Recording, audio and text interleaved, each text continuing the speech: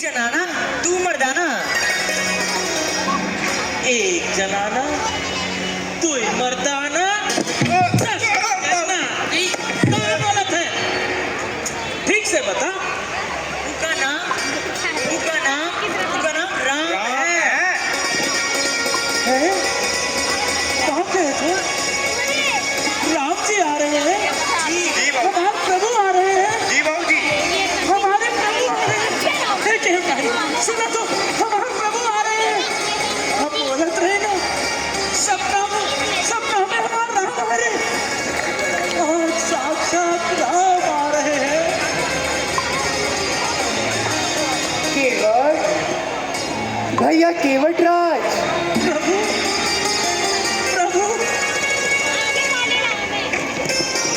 हमारा राम, हमारा सपना वाला राम।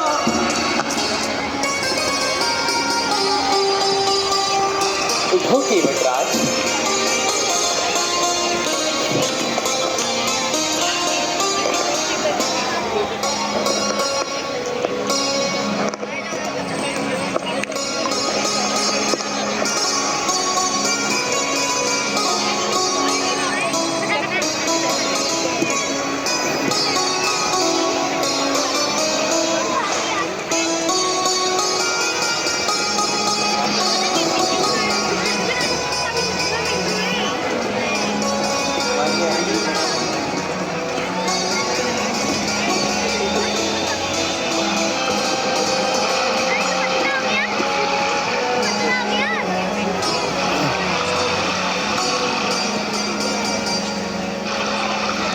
हे केवट राज, चित्त तो प्रसन्न है, परिवार सहित सब कुशल से तो है। हाँ प्रभु, सब कुशल है। हम प्रसन्न है प्रभु, हम प्रसन्न है। परंतु प्रभु, आप यहाँ और इस वेश में हाँ केवट आपको राज। देखकर मुझे बड़ा ही आश्चर्य हो रहा है प्रभु। हाँ केवट राज, पिताश्री की आज्ञा थी कि हम 14 बरस तक तपस वेश में वन गमन को ही रहें, और प्रत्येक पुत्र का ये कर्तव्य होता है कि अपने पिता की आज्ञा का पालन करे। प्रभु, आप धन्य है जो इस अवस्था में भी इतने प्रसन्न दिखाई दे रहे हैं। प्रभु, आप मुझे बताइए, मेरे लिए, इस सेवक के लिए क्या है? हे केवट राज, आप अपनी नौका ले आइए और हमें गंगा के पार उतार दीजिए। हाँ प्रभु, अभी लेकर आता हूँ प्रभु, अभी लेकर आता हूँ।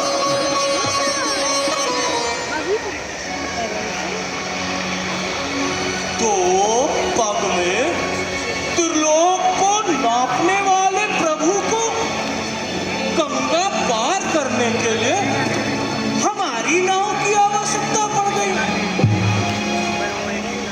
अपने पग से पत्थर को स्त्री बनाने वाले प्रभु को हमारी नाव की बात हो रहे हैं। नहीं, इसमें अवश्य कोई भेद है। मैं अपनी नौका में इन्हें नहीं बिठाऊंगा। हे केवट राज, आप शीघ्र ही नौका ले आइए, हमें विलंब हो रहा है। हे केवट, तुम लाओ अपनी नौका को, केवट भैया बिठार हमें। विलंब ना अधिक करो, पहुंचा दो पल्ली पार हमें। मांगी नाव न केवट आना,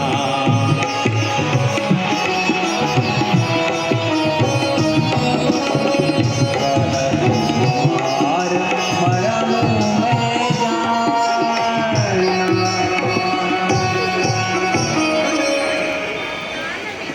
नौका तो ले आऊं प्रभु, किंतु हाँ केवट राज, जो कुछ भी कहना है उसे कहो जी खोल। आया लाया इस तरह करो ना टाल मटोल। हे नाथ, मुझको क्षमा करो।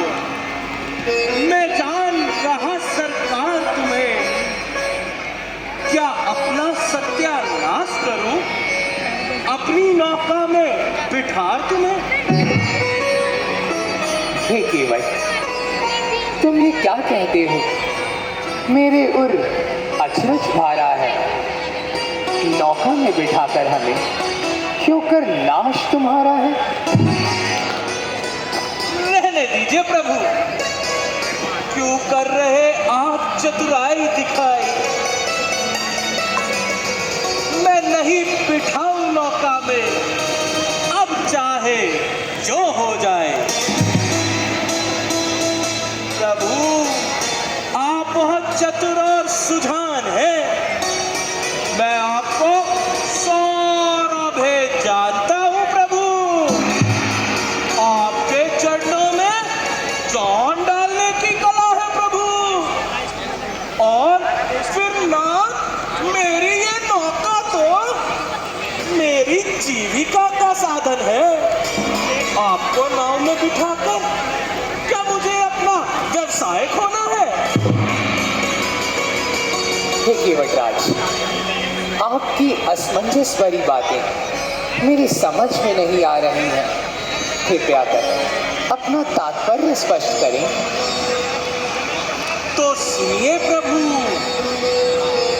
सुनता हूं ये जादू है।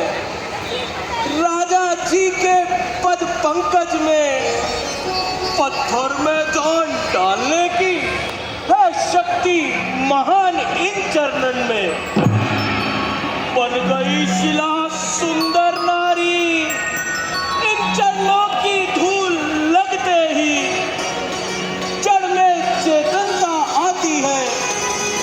इन चरण धूलि के पड़ते ही चरणों की रच का ये प्रभाव अगर पत्थर और शिला पर है, तो प्रभु मेरी ये काठ की नौका तो छूते ही छूमंतर है।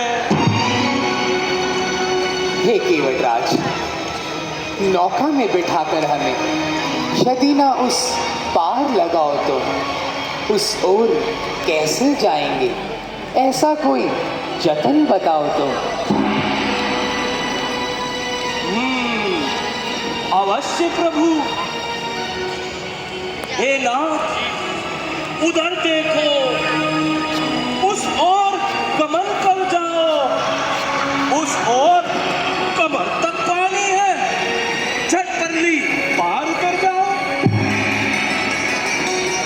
हे केवटराज, अब आप भी कोई ऐसा उपाय बताइए जिससे कि आपकी नौका भी बनी रहे और हम पल्ली पार भी पहुंच जाएं।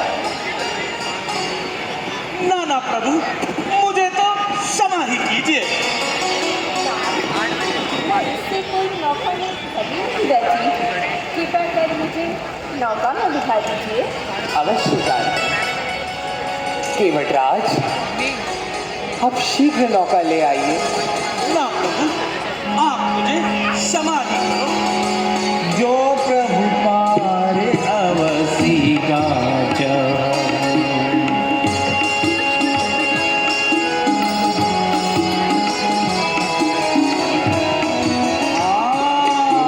पाति पदम पखारन उपाय उपाय तो है प्रभु। अपना और